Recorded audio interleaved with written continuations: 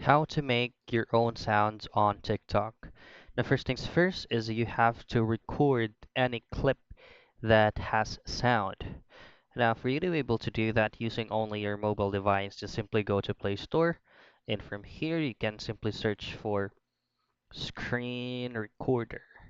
Now, you can choose any of these applications right here for you to be able to record a clip on your screen, or you can also use your current built-in screen recorder for your device. Now, it's gonna be depending on what's the make and model of the device that you're using.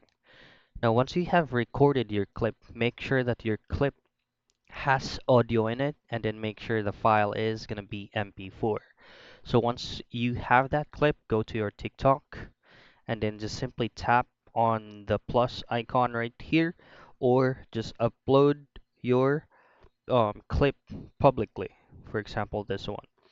Now just choose on the from gallery the clip that you just created earlier. You just have to upload it and post it on public. So say for example you already posted your clip.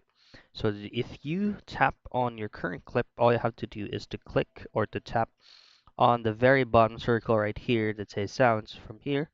Now just choose on use sound. Now this is how you can use your own sound on TikTok.